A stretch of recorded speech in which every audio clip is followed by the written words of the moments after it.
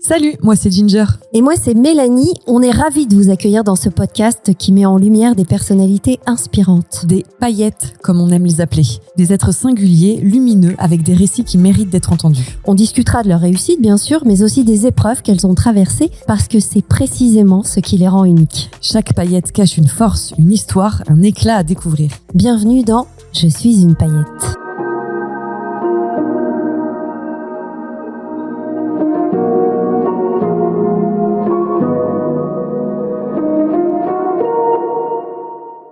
Bonjour les paillettes, moi je suis Stéphanie, j'ai été aidante avant d'être moi-même. Salut les paillettes. Bonjour. Bonjour les paillettes. Nouvel épisode de Je suis une paillette. Comme tous les mardis sur deux. Exactement, comme un mardi sur deux. Voilà. Avec une charmante jeune femme qui est là aujourd'hui, qui nous a fait le plaisir de venir de Moselle. Voilà, j'ai déjà, tu vois, hop, l'ASP, on a déjà on commencé. fait ASP, c'est pour changer. Allez, ASP. ASP pour démarrer. Alors j'ai 43 ans. Ouais. Je suis une femme donc. Je viens donc d'un petit village qui s'appelle Canfun et je suis oncothérapeute. Oncothérapeute. Ok. On a l'idée, ouais. Oui, voilà. Oncologie, on sait de quoi il en retourne. Ouais. Et thérapeute, en revanche, je savais pas avant de lire ton questionnaire, je savais pas que ce métier existait. Pareil. Ouais. Et j'ai trouvé ça incroyable. Ouais. Et je me suis dit, mais quelle belle idée. Franchement, ça me semble plus qu'utile, indispensable. Exactement. Tu nous raconteras un peu, on se fait le questionnaire avant de raconter toute ton histoire, cette belle histoire, ta grande histoire. Comme ça, on se met à l'aise ensemble. Est-ce que tu pourrais nous donner un mot pour décrire ton humeur en général? Alors je dirais que je suis optimiste. Mais alors pas dans le sens tout va bien. Ouais. Mais plus dans le sens, je vois le verre à moitié plein. Tu vois, et je me dis, même si ça tangue, mais il reste toujours à moitié plein. Voilà. Plus dans ce sens-là. Ok. Génial, j'adore. Ouais. Une addiction que t'assumes totalement? Alors, moi, c'est pas le chocolat. Ouais. Elle suit, hein. Elle suit. En fait, j'adore les cahiers et les carnets. On a le même. Et écoute, là, dans mon sac, j'en ai plein. À la maison, j'en ai plein. Et, Mais est-ce que tu les remplis? Je les remplis, pas tous, Ouais. mais j'en rachète avant même que les autres soient finis. Mais j'en ai plein. Ok. Il doit y avoir un mot pour cette addiction. C'est Ouais, obligé, parce hein. que en vrai, on est nombreux, Oui. nombreux et nombreuses à avoir ce truc-là. Mais il y a ceux qui les trouvent tellement beaux qu'ils n'écrivent pas dedans. Non, moi, j'écris dedans. Ouais, Vraiment, tu les utilises. Je les utilise déjà pour mes patients. Je les utilise, moi, pour écrire ce que je pense, les pensées, des choses qui me tiennent à cœur. C'est pas en mode journal, mais c'est vraiment en mode j'ai envie d'écrire, j'adore écrire et je le fais. Et Voilà. tu cherches les beaux carnets? Ouais. Ah ouais, j'adore. Et avec le beau papier. J'adore. J'adore. Pareil, grosse collection. Est-ce qu'il y a une sensation ou peut-être un moment ou une journée que t'aimerais revivre? Alors, quand j'ai pensé à la question, moi, j'ai tout de suite eu l'image de ma grand-mère qui est venue à mon esprit. Donc, je me dis que c'est les moments que j'ai vécu avec elle, en fait. Ouais. Où il y avait toute la famille qui se réunissait, ou alors même les moments où moi j'étais toute seule avec elle, qu'on se confiait, qu'elle me racontait son histoire, que moi je lui raconte aussi mes histoires avec mes copains, mes copines. Enfin bref, c'était ces moments-là. En fait, voilà. Le passé. Exactement. Ouais. Une peur que tu ne comprends pas du tout. Très stupide. Hein. Vas-y. Les insectes volants. Mais ça aussi, il y en a plein. Mais ouais, genre Vous les êtes tellement guêpes, nombreux. les abeilles. Ouais, mais en fait, c'est parce que moi j'ai pas peur qu'ils m'attaquent, c'est même pas ça, c'est que je me dis, on dirait qu'ils maîtrisent pas du tout qu'ils volent, en fait, tu sais pas où ils vont, tu sais pas s'ils ont un plan de vol, enfin, après qu'ils sont là, mais donc du coup, vaut mieux que ce soit loin de moi. C'est drôle parce que c'est souvent comme ça. Même j'ai une copine qui a peur des papillons. Et je dis, mais un papillon. Elle dit oui, mais je sais pas ce qu'il va faire. Oui, c'est ça. C'est ça. Je sais pas ce qu'il va dingue. faire. C'est génial, j'adore. La qualité, indispensable pour être ton ami. Alors, je dirais l'honnêteté. Vraiment l'honnêteté, parce que j'aime les relations qu'elles soient vraies, justement. On peut tous dire, en toute bienveillance. Une façon de le dire, mais une façon de le dire, effectivement. Et, mais je suis là pour toi, t'es là pour moi, et je veux de l'honnêteté et de la transparence. Ok. Ouais. Est-ce qu'il y a un truc qui te met en colère direct? Bah, c'est justement l'inverse. La malhonnêteté. La malhonnêteté, tout ce qui est mauvaise foi, l'injustice, voilà, ça me fait partir direct, quoi. Ou les personnes qui détournent la vérité pour se dédouaner, tout simplement, qui n'assument pas. Donc là, ça me met en rogne direct et je suis capable de défoncer un mec ou une nana. Ouais, c'est ça. Ouais. Tu gardes pas les choses pour non, toi, tu vas le dire, quoi. Et je suis capable de trouver, de faire une limite une enquête. Ah ouais. Que tu as menti, que tu es de mauvaise foi. Ah ouais. Non, ça je vais venir prendre un cours de coaching. Tu confrontes les gens à leur réalité, c'est vrai. Ça, je supporte pas. Ouais, ça me fait partir. Pas d'hypocrisie sociale, on y va, quoi. Et tout ce qui était choses politiques dans les entreprises, mais je supporte pas. C'est pour ça que tu travailles en indépendante. C'est ça. Ouais. C'est moi. Tu es ton propre patron. On l'a pas dit ou on l'a dit que non, je crois charmante jeune fille s'appelait Stéphanie. Effectivement. Merci beaucoup d'être venue nous raconter ton histoire. Merci à vous. Qui démarre par quoi? C'est ce que j'allais dire. Qui démarre quand? Qui démarre dès ma naissance au final. Donc parce que ma maman était malade, elle avait une sclérose en plaques.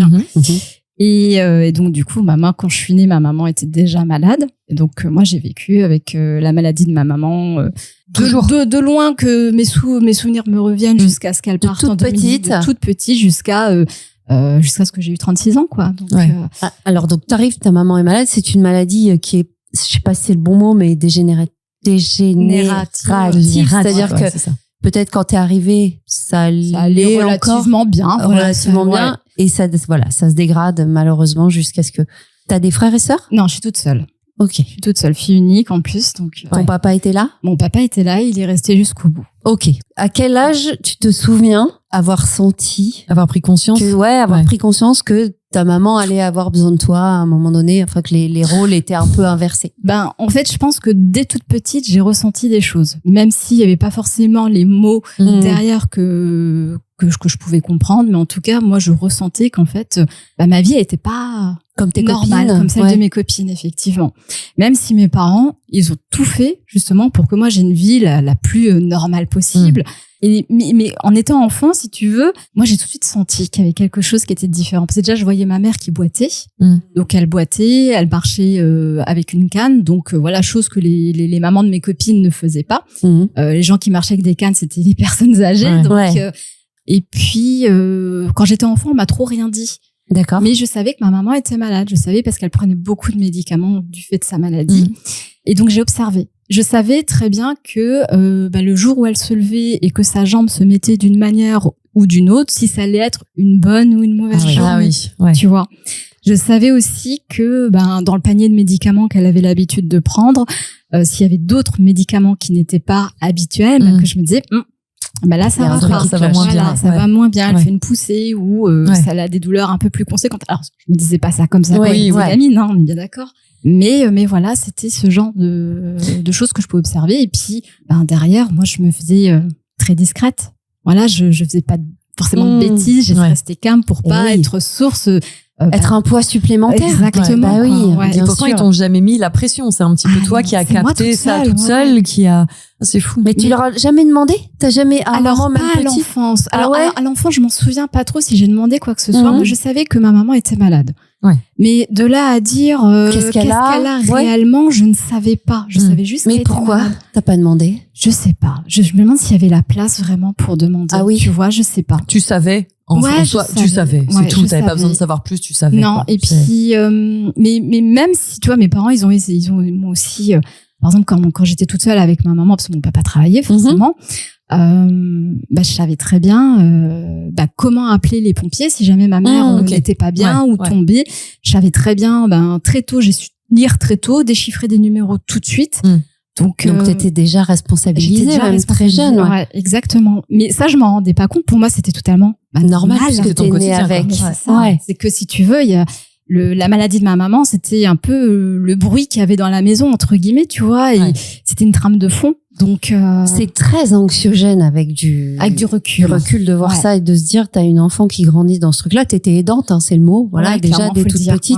Et le fait de pas demander quelle maladie elle avait, ça laisse aussi quand même libre cours à l'imagination. Alors, est-ce que toi, dans ton imagination, t'allais très loin ou tu demandais pas pour pas qu'on te dise effectivement, elle a une maladie très grave? Plus faire l'autruche, tu veux dire? C'est une question. Est-ce que enfant, tu te dis ok, elle est malade, mais en vrai, je veux pas savoir à quel point c'est grave? Ou est-ce que vraiment toi, t'étais là-dedans et t'avançais? Non, j'étais plus là-dedans et j'avançais. En fait, tu vois, on m'a dit elle est malade. Bah oui, mais il y a des médicaments. Avec les médicaments, ça se soigne. Alors là, on va pas t'expliquer que oui, bah ta mère, elle va perdre en autonomie. Ça va se dégrader, tout ça. Tu savais pas? Non, je savais pas du tout. Pour moi, ma mère était malade, elle prenait des médicaments, elle allait voir des docteurs. C'était entre guillemets sous contrôle. Et voilà, il y avait jamais eu d'autres questions. Bon, en tout cas, moi, à mon niveau, je m'en souviens pas à ce moment-là. Et quand est-ce que tu as su alors? Est-ce que tu te rappelles? Apparemment, oui. Il y a eu le moment. Il y a eu le moment, l'adolescence. L'adolescence où là, tu comprends un peu plus de choses. Quand tu commences à rentrer au collège, tu te rends compte que ta vie, elle était vraiment pas comme celle de tes copines. Parce que autant quand j'étais gamine, il y avait beaucoup de bienveillance. Enfin, déjà, je m'en souviens, il y avait beaucoup de bienveillance. Donc voilà. Mais au collège, tu te rends compte que t'as un gros décalage. Un gros décalage parce que tes copines, elles te racontent qu'elles ont été courir avec leur mère ou faire du cheval avec leur mère. Moi, ma maman, elle peut pas faire ça, quoi. Ou des moments où moi, j'avais envie d'aller voir mes copines, non, je restais à la maison parce que mon père n'était pas là parce qu'il travaillait. Voilà. Faut rester avec maman. Faut rester avec maman parce que, faut. Oui, mais parce que c'est normal. C'était comme ça. Et puis, je veux dire, il y avait une maison aussi à faire tourner. Donc, faut faire des machines, suspendre du linge, rentrer du bois. Mais à quel âge, ça? Je dirais entre 12 et 15 ans. Ouais. Tu fais tout ça. Ouais. Mais c'était naturel, tu vois, c'est comme je sais pas comment dire, c'était ma normalité. C'était ta normalité.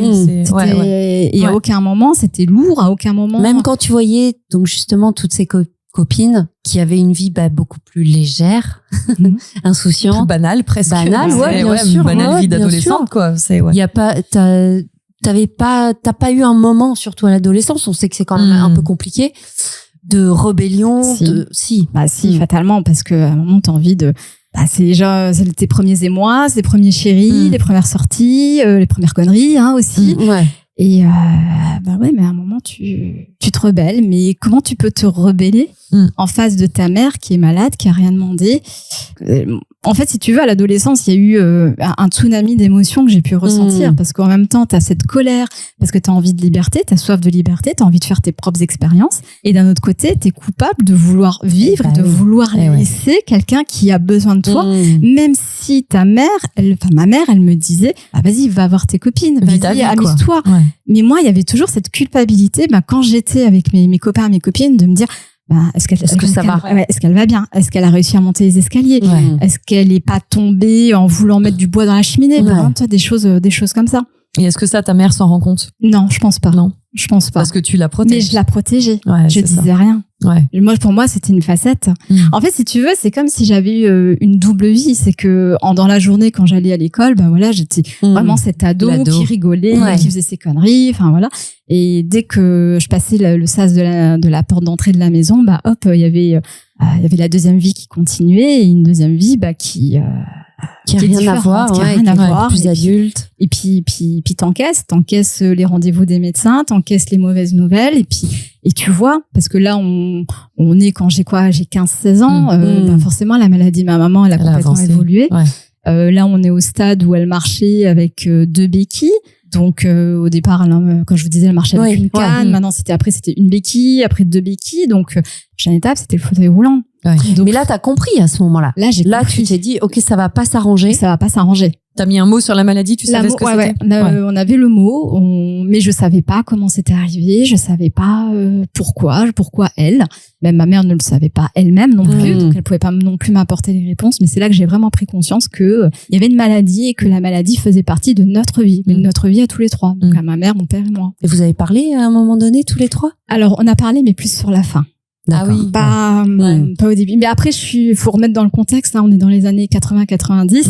Voilà, la parole, les émotions, oui, il y a des familles, on n'en parlait pas, c'était très, très, très secondaire.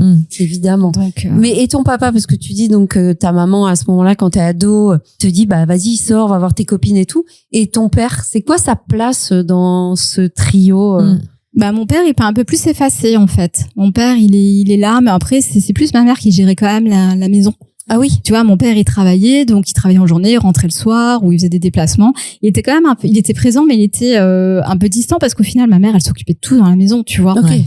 Donc, elle essayait de garder son autonomie le plus possible. Donc, et ma mère, déjà, mentalement, de se dire qu'elle était dépendante de quelqu'un, c'est compliqué. Elle a quel âge, du coup? Là, elle a pas 50 ans. Ok. Là, elle a pas 50 ans. Et elle est malade depuis, enfin, je sais pas trop comment ça. Alors, en fait, moi, ma mère, elle m'a eu à 30 ans et je pense qu'il y a eu des prémices que peut-être 2-3 ans avant ma naissance. Ok. Donc ouais, fin de vingtaine, début de trentaine, quoi. Et en fait, les prémices qu'elle a eues, c'est qu'elle a eu des problèmes de vue. C'est-à-dire qu'elle avait perdu la vue à un moment quand elle était un peu, dans les 27, on va dire 27 ans. Ouais. Et donc en fait, c'est avec cette perte de la vue qu'elle a retrouvée quasi tout de suite après, qu'ils se sont rendus compte qu'elle était malade et que c'était une sclérose en plaques. Okay. Et en fait, la sclérose en plaques, elle se manifeste par, c'est ton corps qui bouffe les nerfs de ton corps, hein, tout simplement. Et à un moment, ça peut te donner une paralysie de certains membres. Et généralement, pour maman, c'était les jambes. Ouais. Donc, toute la partie des jambes, le bassin. Ensuite, après, c'est remonté, quoi. Avec toute sa tête, toujours. Avec par contre. toute sa tête, toute sa lucidité. Ouais. Et je peux te dire que ma maman, elle a toujours été très, très, très forte. Et c'est ça que moi, j'en retiens. C'est que malgré tout, elle était d'une force, mais monumentale, quoi. Et j'ai beaucoup appris de cette force-là. Et elle était très digne, elle est restée très digne. Et pour moi, c'est un exemple. Clairement, c'est un exemple. Bah oui, t'as grandi à côté de ça, forcément. Voilà. Donc, forcément, quand toi, t'as mal au crâne, tu te tais. Oui, parce qu'on s'en fout, finalement. Ouais, ça. Petit Doliprane, et puis, voilà. Ouais, donc, tu m'étonnes. Et donc, à l'âge où les grands ados quittent la maison, faire leurs études, etc., toi, comment ça se passe? Tu t'en vas aussi? Eh ben non. Bah non. Oui. Bah non, parce que moi, j'ai toujours voulu être journaliste. Ok. Journaliste sportive, donc je voulais couvrir les grands prix de Formule 1. Enfin, tu vois. Ok. Donc, voilà. Mais déjà, ça voulait dire, moi, j'habite en Moselle. Il n'y a pas d'école de journalisme à Metz ou à Nancy. Ouais. Ça veut dire partir. Bah ouais, mais non. Alors, t'as tes parents qui disent, si, fais ta vie. Bien sûr. Mais non, je peux pas faire ma vie. Enfin, et là, genre, t'as quel âge? Là, j'ai 18 ans. Ok, donc l'âge où potentiellement tu peux en effet aller faire tes études. C'est ça. Et je les ai pas faites. J'ai fait un petit truc à côté, histoire d'eux. Mais tu restes à la maison? Alors, je reste à la maison, mais j'avais mes parents m'ont quand même pris un petit appart. Mais tu vois, genre, histoire d'eux, hein. Ouais. Mais j'y étais jamais. Mais parce que tu l'as décidé? Non, c'est mes parents. Ok. C'est mes parents, mais moi, je ne pouvais pas. Ouais. Je ne pouvais pas. J'en étais malade de me dire, s'il se passe quelque chose et que je suis pas là. Et puis, en même temps, t'es jamais bien quelque part parce que t'as toujours l'esprit qui est ailleurs. Ouais. Et alors, je dirais pas que j'imaginais le pire. C'est pas ça. Je faisais pas une surcharge d'anticipation. C'est pas ça. Mais que tu dis, la maison, elle était tellement pas adaptée que tout peut arriver. Enfin, elle peut vite trébucher, mais ne serait-ce que aller aux toilettes. Oui, bah oui. Tu vois, c'est des gestes qui pour nous semblent très basiques, très simples et on n'y réfléchit même pas. Ouais. Ah oui, mais peut-être que ma maman, elle peut pas se relever des toilettes, tout simplement. Ouais. Ou elle commence à se laver, elle peut glisser comme nous, on peut glisser, mais t'as des conséquences qui sont différentes. Mais elle faisait comment alors la journée quand ton papa travaillait et que toi t'étais pas là? Alors du coup là, quand j'ai vers le début de l'âge adulte, là il y a eu des aides qui ont commencé à se mettre en place. Ouais. Parce qu'effectivement, ma maman devenait de plus en plus dépendante et puis il y avait des choses que on pouvait pas faire, tu vois, ne serait-ce que par rapport à la dignité. Ma mère, elle voulait pas que mon père la lave ou que moi je le fasse, tu vois, c'était vraiment dans la dignité. Et donc elle avait eu des aides. Et j'ai de la chance aussi que la maison elle a été de plus en plus adaptée. J'ai de la chance aussi qu'il y avait eu justement des moyens financiers derrière qui ont fait que la maison pouvait être adaptée pour qu'on puisse rester dans cette maison. Voilà. La voiture aussi a été adaptée, donc elle pouvait garder un semblant d'autonomie, mais c'est vrai que on savait que ça allait être temporaire.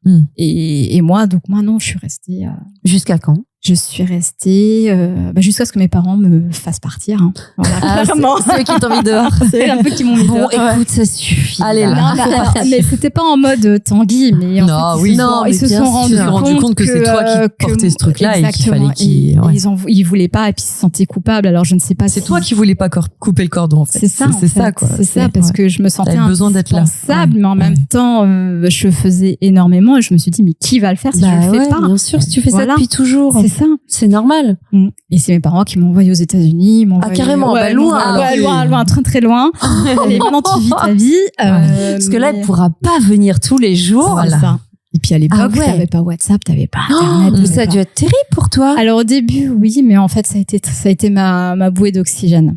Oui, ça finalement, c'était un mal pour un bien, évidemment. Avec le recul, c'était ma bouée d'oxygène parce que il s'était passé des choses et heureusement que je les ai pas vues parce que sinon, je pense que ça m'aurait vraiment encore plus minée, encore plus détruite. T'es partie combien de temps? Je suis partie presque 6 mois et ensuite je suis repartie en 6 mois quand même. Ouais. Et ensuite je suis partie après 1 an en Italie parce que du coup j'ai fait des études, alors, pas de journalisme parce que c'était entre guillemets trop tard, mais j'ai fait d'autres études qui m'ont amené justement à me faire partir à l'étranger. Et tu voulais faire quoi à cette époque alors, vu que plus journaliste? Bah c'était travailler justement dans les langues parce que moi j'ai toujours été très littéraire, donc je voulais travailler dans les langues étrangères, donc anglais, italien, donc dans une entreprise, enfin je sais pas, faire quelque chose où je pourrais utiliser les langues en fait. Ok. Et avec ta maman, qu'est-ce qui s'est passé alors après? Eh bien, qu'est-ce qui s'est passé? Donc moi je suis revenue, j'ai fini mes études, j'ai commencé à travailler, mais là donc là t'as quoi, 25 ans? Ouais, j'ai fin de vingtaine, début de trentaine. Ouais, voilà, quelque chose comme ça. 30, ouais. Et du coup ma maman était de plus en plus malade. Là maintenant elle était en fauteuil roulant. Là moi je commence ma vie active. Je commence mon boulot, mais derrière, il y a de plus en plus de rendez-vous médicaux. Donc, du coup, ce que je fais, c'est que je m'absente du boulot. Parce que tu continues de jouer ce rôle. Je continue ce rôle, mais parce que, en fait, alors après, je pense qu'au fond de moi, j'avais aussi peut-être une croyance en disant que mon père ne pouvait pas être capable, alors qu'il l'était, on est bien d'accord. Ouais. Mais toi, tu fais mieux. Il fallait toujours en faire plus, en faire mieux, en fait. Et en fait, la relation avec ma mère, elle s'est aussi très, très, très rapprochée parce que du coup, là, on a pu parler, là, on a pu échanger. On s'est vraiment très fusionnel. Très fusionnel. On s'est rapprochés. Elle me faisait part de ses craintes, mais jamais de les miennes. Tu vois, parce que pour moi, je voulais pas l'inquiéter, je voulais pas encore. C'est toi qui protèges ta maman. Je protégeais ma mère. Et au final, à un moment, je devenais même la maman de ma maman. Bien sûr. Et donc, tu vis à travers la maladie. Tu as tout ton planning qui en fonction d'eux, en fonction des rendez-vous, en fonction des humeurs aussi. Et c'est difficile parce que ça te bouffe. Ça te bouffe du temps parce que t'as ton boulot, t'as tes amis, t'as ta vie, vie. C'est ça. Moi, les mecs avec qui j'étais, ils ont pas compris. Ils ont pas supporté. Ils ont pas supporté parce que je passais énormément de temps avec ma maman. Bon tant pis, au revoir. Bien sûr.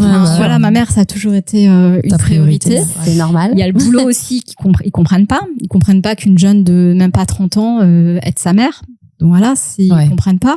Et puis tu veux en parler à qui? Parce que personne n'en parle. Qui peut te comprendre toi? Qui peut savoir ce que tu vis toi? Personne. Et puis en même temps, et personne n'en parlait. Là, on a de la chance. Ça commence. On commence à se rendre compte que le nombre est exponentiel. C'est ça. Ouais. Et mais là, si on remet le contexte, on est quoi en 2005? Oui, c'est pas du tout. Oui, en plus c'est à peine le début des réseaux sociaux. Enfin, tu peux pas trouver.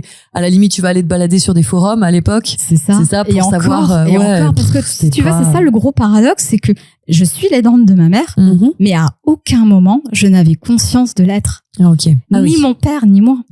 Pour nous, c'était juste. C'est normal. C'était normal. C'était tout à fait normal. C'était notre vie. C'est ma mère, c'est la femme de mon père. Du coup, tu aides. Tout simplement, tu accompagnes. Donc déjà, ce mot-là n'existait pas. Et à aucun moment, les médecins nous ont plus dit mais vous, comment ça va? Bien sûr. Tu vois? Alors, je l'en en veux, oui et non, parce qu'ils étaient là pour ma mère. Oui, puis à l'époque, ça, c'était pas comme aujourd'hui, quoi. C'était pas la priorité. C'est pas la priorité. Non, ça doit l'être. Mais il faut que ce soit reconnu. Bien sûr. Parce que on pense à l'aidance maintenant comme un réflexe familial qui sonne comme une évidence, alors que pas du tout. Non. On n'est pas aidant. C'est vraiment un rôle qui te tombe dessus. On le choisit pas. Et il y a des gens qui ne sont pas capables. Bien sûr. Faut dire ce qui est. Et c'est pas grave non plus. Et c'est pas grave. Ça, exactement. Et voilà. Mais le fait d'être aidant, ça demande beaucoup de sacrifices. Ça demande beaucoup d'organisation, de la flexibilité, et puis la charge mentale derrière, parce que tu gères les plannings. T'as les plannings des rendez-vous, t'as les plannings avec les kinés, t'as les plannings avec les aides qui viennent à la maison. Faut que tu vérifies si t'as ton stock de médoc, les courses. Ça, c'est pareil, le mot charge mentale, en vrai, ça fait 3-4 ans qu'il est un petit peu partout. À l'époque, mais à l'époque, charge mentale, c'est où ça va, t'es un petit peu surmené, quoi. Voilà. Fais pas chier. Voilà, c'est ça. C'est pas toi qui es malade. Chacun ses problèmes. Voilà. Mais t'as entièrement raison. C'est pas toi qui es malade. C'est pas toi qui es malade. Tu te plains. Exactement. Mais c'est exactement ça. Et c'est ce que je me disais. Bien sûr. Mais de quoi je me plains? Moi, je suis en bonne santé. C'est ma mère qui n'est pas bien. Donc, tais-toi et fais ton mieux. Truc. Fais ton truc. Et puis, de toute façon, les autres, il faut pas compter dessus non plus parce que de 1, ils comprennent pas. Ou de 2, ils disent, c'est beau ce que tu fais. Oui, ouais, super, ça me fait une belle jambe ce que tu me dis, oui, ça n'avance. Mais est-ce que t'avais quoi? Parce que mine de rien, est-ce que tu avais conscience de ta valeur et de ton importance à ce moment-là? Parce que ça compte aussi, quoi. Non, pas du tout. Non, pas du tout. Pour moi, c'était ma vie. Ouais. J'avais aucunement conscience de ce que j'apportais. C'était normal. C'est normal. Et personne va te dire, putain, franchement, Steph, waouh. C'est dingue ce que tu fais pour ta mère. Parce que même si c'est normal, ça reste quand même dingue de faire ça pour quelqu'un et c'est vraiment pas facile. Non. Donc si personne te le dit, voilà. Mais est-ce qu'il y a des moments où t'as été vraiment au-delà du fait, parce qu'on n'en parle pas, mais c'est quand même là, l'inquiétude que t'as, parce que ça reste ta maman, tu t'en occupes et ça doit être hyper stressant de voir sa maman décliner comme ça depuis que t'es toute petite. Ouais. Donc il y a ce côté-là dont on parle pas, mais qui est quand même hyper important. Ouais. Et est-ce qu'il y a eu un moment où tu t'es dit, je peux plus, je ne peux plus. Alors, ma vie, le travail, le machin, le truc, tout le monde s'en fout.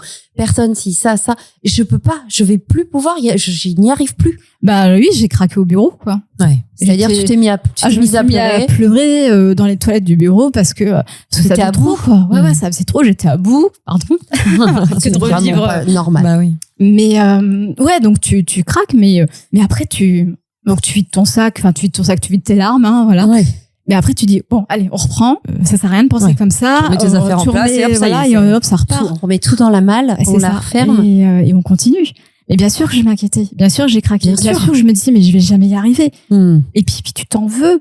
Puis tu te dis, putain, j'ai envie de vivre aussi. Bah oui. Tu vois, je veux dire, j'ai envie de rencontrer. Tu culpabilises de tous les côtés, en fait. Voilà. En fait, je suis partout et nulle part, en fait. Et ouais, tu culpabilises. T'as envie de sortir voir tes copains. T'as envie d'avoir une relation. T'as envie de construire quelque chose, mais en même temps, non, t'y arrives pas. Mais non, parce qu'elle est là. Quelque chose te dit que ça va pas forcément durer éternellement, voilà. Et oui. Et puis tu vois que la maladie s'installe de plus en plus, que ma mère n'est plus du tout maître de son corps. Tu la vois, voilà. Donc il faut gérer elle son émotion parce que elle devient un légume, hein, faut dire ce qu'il est, voilà. Sans manquer de respect, voilà. Mais toute la tête est là, mais le corps ne répond plus. Et voilà. Et psychologiquement, elle était comment, ta maman, à ce stade? Alors, ça dépendait des fois. Il y a des jours où ça allait, et puis des jours où, là, il y avait plus rien qui allait. Elle avait envie d'en finir, hein. Dire ce qui est. Et là aussi. Être en face de ça. Ouais. Ouais. Surtout que ma mère, elle avait fait des démarches en Belgique pour justement partir dignement. Ouais. Elle me l'avait dit, donc on dit ok, mais en même temps tu comprends. Bien sûr, tu comprends, mais en même temps tu sais que de toute façon qu'elle continue. Et puis sur le problème aussi, et ça je vais le dire crûment, et je pense que les aidants vont bien se retrouver. Il y a des moments, et j'avais envie qu'elle parte, mais vraiment, j'avais envie mais alors pas parce que je l'aimais pas, mais parce que c'était trop. C'est que ça s'arrête. Mais même à un moment, moi je me suis dit, c'est moi qui vais partir avant, quoi. Enfin, ça me tue. Ouais, ça te bouffe, ça te tue. Et puis la seconde d'après, tu t'en veux. Évidemment. Parce que tu dis, mais pourquoi j'ai pensé à ça? Tu culpabilises, tu te hais d'avoir pensé à ça. Et puis en fait, tu te dis, allez, on repart, quoi. Ouais. Donc c'est ça. C'est les montagnes russes à chaque étape de l'aidance, et c'est ça qui est le plus dur. Mais tu t'en rends pas compte. Tu vois, là c'est facile à en parler parce que avec le recul, avec le travail qu'on fait sur soi, tu t'en rends compte. Ouais. Mais là, tu t'es en mode pilote automatique. Pas du tout. Et ton papa était comme toi, pareil? Alors oui, mon père était pareil. Alors bon, c'est un homme, donc il parlait beaucoup moins. Et c'est ça qui est le paradoxal, c'est que moi, je voyais que mon père s'épuisait. Je le voyais, hein. Mais pas sur toi. Mais pas sur moi. Ouais. Et lui, le voyait sur toi? Est-ce qu'il t'a mis en garde par moment? Oui, il Chérie, ouais. C'est sa fille, quand même. Oui, il me disait, non, mais t'as pas besoin de passer ce soir. Mais t'as pas besoin de faire ça, je fais. Ou, mon père travaillait encore à l'époque. Dis-moi, je rentrerai plus tôt. Donc, voilà. Mais je pense que quand t'es aidant, c'est plus fort que toi. Il faut que t'es là pour elle. Ouais. T'es là pour elle, quoi qu'il arrive. Là, t'habitais plus à la maison familiale. Okay. Non, j'habitais plus. Bon, j'habitais à 250 mètres. Disons que t'avais ton espace, quoi. Ouais, non, j'avais mon appart. Pour respirer un petit peu quand même par moment. Et qu'est-ce qui s'est passé après? Et après, ma mère est partie.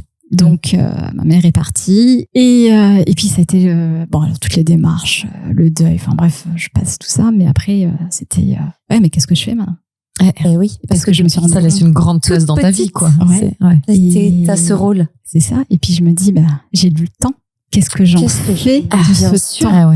Et c'est ça qui a été compliqué. C'est qu'est-ce que j'en fais?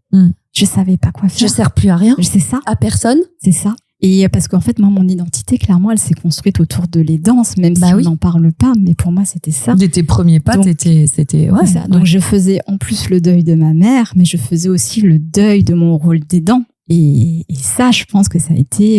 Il n'y a pas eu quand même un moment où on met vraiment la souffrance, le deuil, quoi, de côté. Il n'y a pas eu un moment, même très court, où oh putain, je suis libre. Si.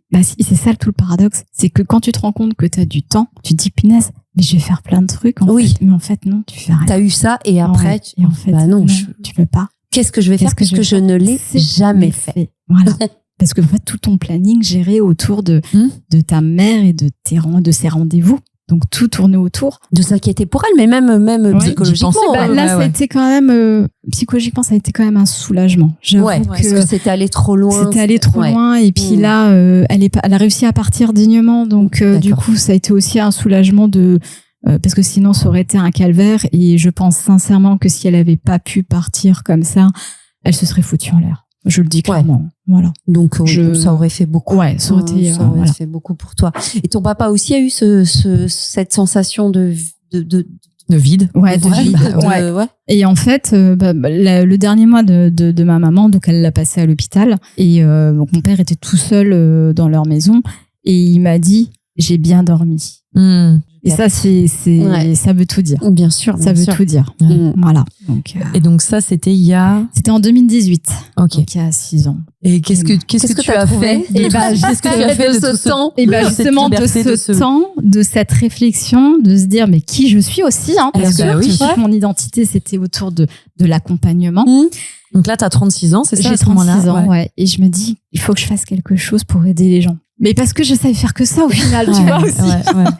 Donc moi j'avais dit, comme je vous ai dit, ma maman elle a toujours été très forte, très digne, elle avait beaucoup de confiance en elle, beaucoup d'estime d'elle-même. Donc moi j'avais envie d'utiliser cette force-là qu'elle m'avait transmise et que j'avais vue au profit des personnes qui étaient également malades, et quelle que soit la maladie, pour justement leur donner cet élan en fait.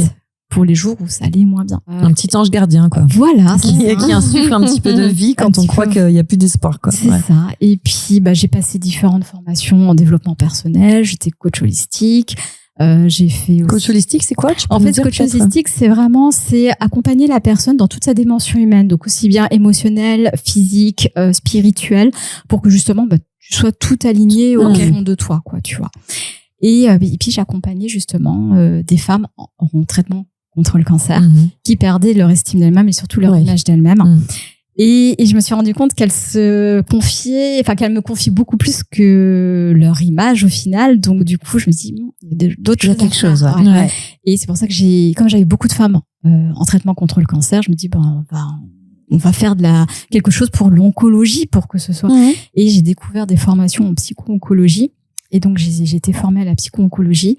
Là, je passe un DU de psycho-oncologie à Paris, et justement pour les accompagner, pour accompagner les personnes qui sont en traitement contre le cancer du début de la maladie, pendant la maladie, jusqu'à la phase de l'après-cancer. Okay. Et ça s'arrêtait là. Mais sauf donc ça se passait bien, voilà, j'avais mes patients. Je me retrouvais. Voilà, je me retrouvais. Et puis il y a un monsieur qui m'appelle parce que sa femme a un cancer du sein. Et il me dit, moi, ma femme, elle a un cancer du sein, je suis son aidant. C'est la première fois que tu entends ce mot. Okay. Il me fait, qu'est-ce qu'il faut que je fasse? J'aimerais un accompagnement pour que vous m'expliquiez comment je peux être là pour elle. Et là, la pièce, elle tombe. Et je me dis, mais j'ai été moi-même aidante. Bah oui, tu m'étonnes. En fait, c'est ça que j'étais. C'est ça que j'étais. Ouais. Et là, j'étais totalement transparente avec le monsieur. Et j'ai dit, écoutez, on va le construire ensemble, cet accompagnement. Ouais. Et en fait, je me suis formée. J'ai créé des outils. Je me suis vachement documentée sur ça. J'ai rencontré des gens formidables dans les milieux hospitaliers qui m'ont vraiment accompagnée dans cette démarche-là. Et depuis, je propose en plus un accompagnement pour les personnes qui sont aidantes, quelle que soit la maladie dont souffre le proche. Voilà. Parce que être aidant, ça peut être aussi bien un enfant, comme je l'ai été. Bien ça peut être aussi bien un mari pour sa femme ou une femme pour son mari. Ou des parents pour leurs enfants et inversement et les enfants pour leurs parents parce qu'ils vont vieillir, parce que fatalement on sera tous confrontés, comme tu le disais. Oui, on sera tous aidés ou aidants. C'est ça. Tôt ou tard, t'es dans un sens ou dans l'autre. Donc c'est et aujourd'hui, on est quoi? On est à 8 à 10 millions. Apparemment, il y a 8 à 10 millions de Français qui sont aidants. Donc, quelle que soit la manière. C'est énorme. C'est énorme. Le chiffre des enfants dans ce rôle-là est énorme. Ouais, j'ai vu, alors j'ai regardé un petit peu, je crois que c'est 500 000 mineurs. C'est incroyable. Donc, qui ont vécu ce que j'ai. Exactement ce que t'as vécu toi.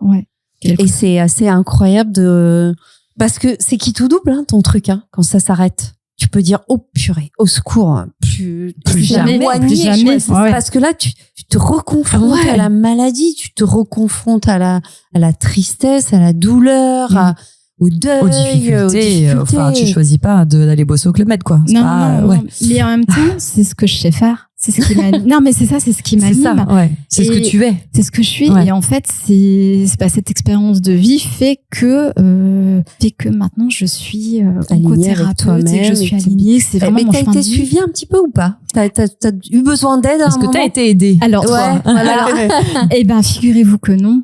Jamais? Non, jamais. Et pourtant, il y a des moments où même mon mari me disait, mais tu veux pas avoir... parce que lui, il savait pas me gérer, donc... Et je me dis, oui, t'as raison, faudrait que je voie quelqu'un. Et au final, non, je pense que j'avais des ressources en moi qui faisaient que j'ai réussi à faire en sorte que je m'en sorte, entre guillemets. Je pense que malheureusement, ça devait être inné. Et je pense que cette étape m'a vraiment forgée et a fait en sorte que j'arrive. Et puis avec toutes les formations que tu as fait aujourd'hui, etc., tu as dû comprendre énormément de choses sur toi aussi. Et puis tu te dis, bah oui. Ça je connais. J'ai traversé ça. Voilà. Mais ça t'apporte quoi, toi, personnellement, d'aider toutes ces personnes qui sont... Alors, je parle pas du côté aidant, mais du côté oncologie, d'accompagner des gens qui sont dans ce chemin-là qui est terrible. Des coachs, quoi. Ouais, en fait, c'est ça. Ouais, c'est vraiment thérapeute, onco-coach. Pour qu'on comprenne, parce que je pense que c'est assez méconnu. Complètement. Qu'on comprenne un petit peu en quoi ça consiste. C'est un peu des nouveaux métiers, tous ces trucs de coaching. Tu vois, tu disais holistique, etc. C'est des mots que j'ai déjà entendus, mais sans vraiment, j'ai un peu l'impression que c'est les prémices quand même de tous ces métiers-là. Mais parce que là, oncothérapeute, bêtement, mais tu vois, de manière succincte, une séance, ça consiste en quoi? Ça se passe comment? Une séance, déjà, on fait une séance découverte pour qu'on m'explique justement ce qui se passe, la problématique derrière. Et puis, en fonction, on va travailler sur la problématique. Donc, ça va être, par exemple, gérer les émotions par rapport au cancer, gérer ce que tu peux ressentir, gérer les angoisses que tu peux avoir la veille de ton traitement. Ou la veille d'un examen, voilà. Il y a beaucoup de femmes qui viennent justement en après-cancer, donc une fois qu'elles ont terminé les traitements lourds et qui ont cette épée cette épée de Damoclès que tu as au-dessus de la tête. Ça peut revenir à n'importe quel moment. Comme le cancer, ça touche quand même des femmes de plus en... Enfin, je dis des femmes parce que j'ai beaucoup de femmes. Ça touche énormément de femmes qui sont encore en âge d'être en activité. Donc forcément, le retour au travail. Et puis ça se pose la question, mais pourquoi moi? Pourquoi qu'est-ce que j'ai fait pour provoquer entre guillemets ce cancer-là? Alors on va pas forcément chercher des réponses, mais c'est en fait se reconstruire après justement cet épisode du cancer, parce que on n'est plus celle qu'on était avant et on n'est pas encore celle qu'on est en train de devenir. Et il y a toute cette étape où on se pose 36 000 questions, où la vie que tu avais avant ne te convient plus et tu rentres plus dans cette vie-là. Et pour aider justement à toute cette transition là, toi t'es là pour ça. Je suis là pour ça. Tu tiens la main de ces femmes en l'occurrence et puis, à ce moment-là. Et puis les aidants. Généralement j'ai madame en consultation et j'ai monsieur après pour les aidants. Voilà. Et est-ce que parce que tu dis que tu as beaucoup de femmes, et j'avais vu un chiffre et c'est ce que j'étais en train d'essayer de chercher sur mon téléphone, je ne trouve pas, qui m'avait assez choquée, qui disait que énormément d'hommes quittaient le navire dès le moment où ils savaient que madame était malade, quoi. Bien sûr, ça j'en ai vu. Ou à l'inverse, là à l'inverse, pour le coup les femmes restent et aident. Est-ce que tu T'as beaucoup dans ton cabinet, ça marche comme ça, de femmes qui se retrouvent seules à devoir gérer, qui doivent gérer tout parce que monsieur a quitté le navire. Et il y a les enfants, parfois. Il y a les enfants à gérer, des gens, et puis t'as tout à gérer, t'as la maladie de la personne à gérer, t'as les émotions de la séparation du couple, t'as les enfants qui doivent gérer la maladie de leur maman plus la séparation avec le papa. Donc oui, non, ça t'as un triangle qui est infernal et qui est terrible et puis il faut faire un melting pot. Le chiffre est fou. Ça m'étonne pas. C'est comme quand t'as un enfant handicapé, les couples qui se séparent et les mamans seules, c'est énorme, bien sûr, et colossal. Il y a pas des moments où ça t'altère et ça te tape au casque. Alors il y a certains cas effectivement où c'est un peu plus compliqué que d'autres, où fatalement moi ça peut me faire rappeler des blessures que j'ai eues, du vécu. Bon quand c'est comme ça, je fais ma séance. Quand c'est comme ça, après je rentre chez moi, je prends mon chien, je vais marcher en forêt. Tu sais que les psys sont suivis. Oui. Oui, exactement. Exactement. Toi, tu nous as dit que pas du tout. Donc qui t'aide toi en vrai encore aujourd'hui? Toujours ça. Qui m'aide. Mon mari, il est présent. Ton papa est toujours là ou pas? Mon papa est toujours là. Ouais. Comment il va ton papa aujourd'hui? Écoute, très bien. C'est vrai? Il est tout seul? Il a rencontré quelqu'un d'autre. Ouais. Et il est très heureux. Que tu as accepté comment, toi? Alors, au départ, c'était un peu plus compliqué. Parce que, c'était la place de ma maman, quoi. Oui. Hein. Même si j'avais plus de 38 ans, mais voilà. Il y a pas d'âge, on en a que. Mais après, on a mis carte sur table et puis maintenant, ça se passe très bien. Et je suis contente qu'il soit tombé sur cette femme-là. Ouais. Parce qu'elle est exceptionnelle. Et il vit. Il vit. Bah oui, parce que lui aussi, toi, t'as eu toute ta jeunesse jusqu'à pas d'âge à t'occuper de ta maman, mais lui, il a eu aussi une grande partie de sa vie. Mais je sais pas, lui, comment il l'a vécu en Vous en avez jamais parlé. C'est incroyable. Tu vas lui faire écouter ce podcast, je pense, pour pouvoir... Mais en fait, moi, je l'ai déjà fait écouter parce que j'ai fait un plaidoyer au Louvre, justement, sur les danses. Je lui avais demandé de venir. Ouais. Bon, il a pas pu. Mais je lui ai montré la vidéo. Bon, il a pleuré. Ouais. Donc je pense que j'avais touché. Mais ça n'a pas déclenché de discussion. Et pourquoi tu penses? On s'est jamais mis l'un en face de l'autre en train de. Et t'en aurais besoin, tu penses, ou pas? Pas forcément. Mais en fait, ce serait plus de la curiosité pour savoir comment lui il l'a vécu en tant qu'homme, pas en tant que papa. Ouais. Plutôt en tant qu'homme pour que je comprenne ce qui s'est passé dans sa tête. Savoir si ça coulait naturellement, s'il en a souffert. Sûrement. Très certainement. Très certainement. Mais après, il y a cet aspect aussi, l'homme, il est fort. Et puis le papa. C'est le papa, c'est le papa. Il peut pas se montrer, évidemment, bien sûr, mais. Et puis, il devait faire tourner le foyer aussi. Bien sûr, mais on peut pas dire qu'il y a prescription, mais aujourd'hui, quand même. Ouais, c'est vrai que peut-être que ça vous ferait du bien, en plus, à tous les deux, de parler de ça. Justement, cette discussion, ça serait pas mal. Papa. Voilà. Je suis à ton écoute. Comment il s'appelle?